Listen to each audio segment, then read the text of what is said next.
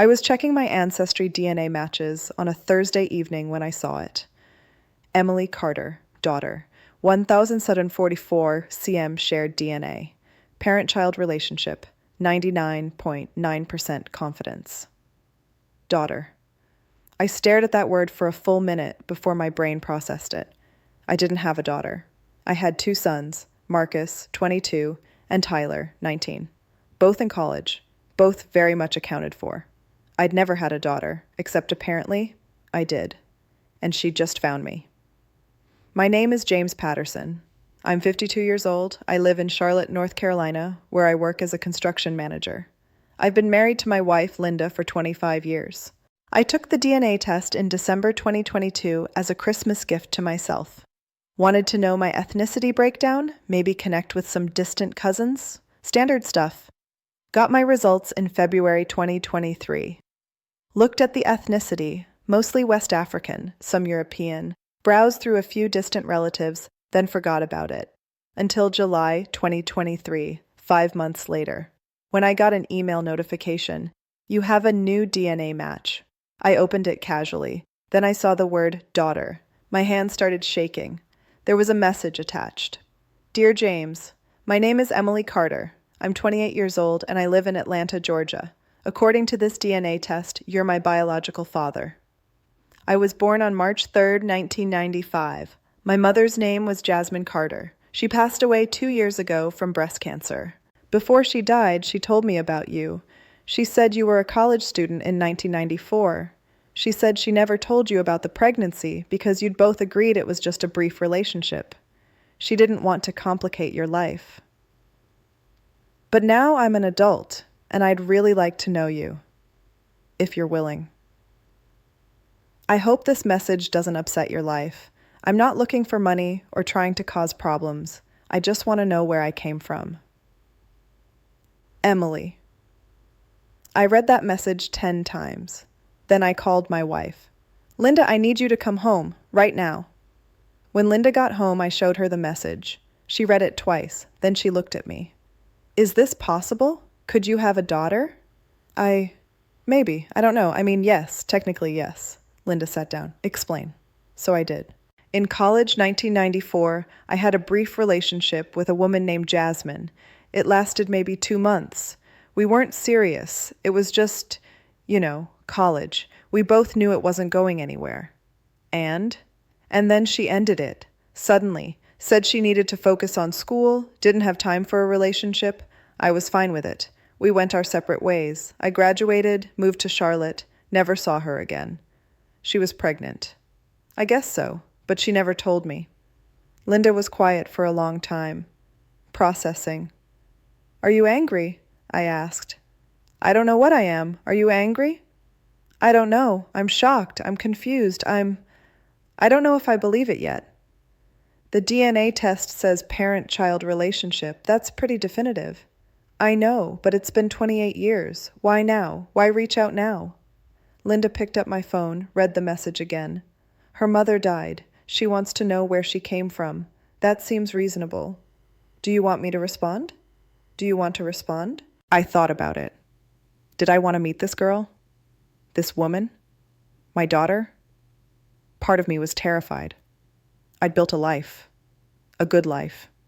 2 sons. A wife. A career. This felt like a bomb dropping into the middle of everything. But another part of me was curious. I had a daughter. Somewhere out there, there was a 28-year-old woman who was half me, who I'd never met, never known about. I think I need to respond, I said finally, even if it's just to confirm the DNA match and talk to her once. Linda nodded. Okay, then respond. I sent Emily a message that night. Dear Emily, I received your message. I'm honestly still processing this information. I did know your mother, Jasmine Carter, in college. We dated briefly in 1994. She ended the relationship without telling me about the pregnancy. I had no idea you existed until today. I'm willing to talk, but I need you to understand that this is complicated. I have a family, a wife, and 2 sons. This news is a shock to all of us. Can we set up a phone call? James. She responded within an hour. James. Thank you for responding. I understand this is complicated.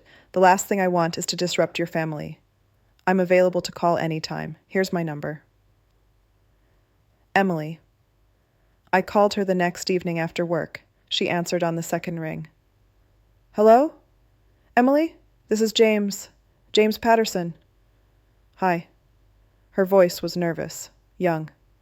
Thank you for calling. Of course. Awkward silence. Then we both started talking at once. Stopped, laughed nervously.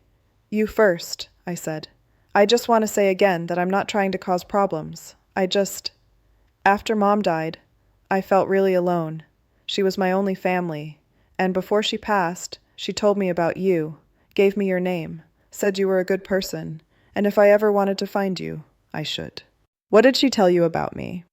Not much, just that you were in college together, that you were studying engineering, that you were kind, that the relationship ended amicably, and she chose not to tell you about the pregnancy because she didn't want to derail your life. She could have told me. I would have. I don't know what I would have done, but I would have wanted to know.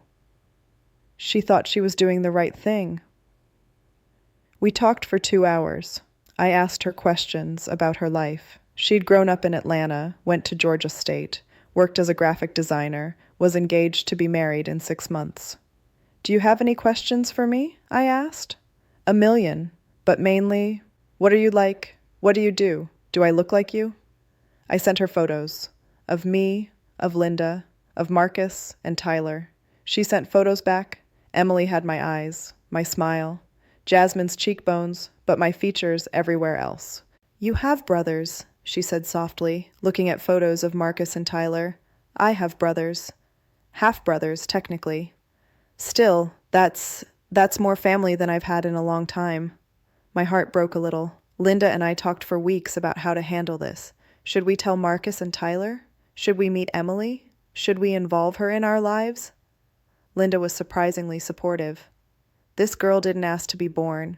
She didn't ask for her mother to keep you a secret. She lost her mother and now she's alone. We can't just ignore her. You're amazing, you know that? I know. In September 2023, we invited Emily to Charlotte for the weekend. I picked her up at the airport, saw her walking through the terminal, and knew instantly it was her. She had my walk, my posture. We hugged awkwardly. I'm nervous, she admitted in the car. Me too. At home, Linda had prepared dinner. Marcus and Tyler were there. We'd told them about Emily 2 weeks earlier. They'd been shocked but curious. Emily walked in, and both boys stared. You look like Dad, Marcus said immediately. I know, Emily said. It's weird, right? So weird. We sat down to dinner. It was awkward at first. Lots of silence, lots of careful conversation. But gradually, over the course of the weekend, we found our rhythm. Emily and Marcus bonded over their shared love of basketball. Emily and Tyler discovered they both played guitar. Linda taught Emily a family recipe that my mother used to make, and I got to know my daughter. Emily's been part of our lives for over a year now. She comes to Charlotte every few months, calls me on Sundays, joined our family text chain where we share memes and complain about traffic. She invited us to her wedding in May 2024. I walked her down the aisle, cried the entire time. Marcus and Tyler call her their sister now. No half qualifier, just sister. Is it perfect? No. It's complicated. There are moments of awkwardness, moments where I wonder what our relationship would have been like if I'd known about her from the beginning, if I'd been there for her childhood. But Jasmine made a choice 28 years ago. She thought it was the right choice. Maybe it was, maybe it wasn't. What matters is that Emily found me now, and I'm grateful she did. I think about Jasmine sometimes. Wonder what she would think about all of this. Would she be happy that Emily found me? Would she regret keeping the secret? I'll never know. What I do know is that family is more than biology. It's more than who raised you or who you grew up with. Family is choice. It's showing up. It's saying yes when someone reaches out across 28 years of silence and says, I'm your daughter. And I'm so glad I said yes. Have you discovered a child through DNA testing? Have you reunited with a biological parent? Share your story in the comments. Subscribe for more true stories about DNA discoveries, unexpected family, and the power of connection. New stories every week. Thanks for listening.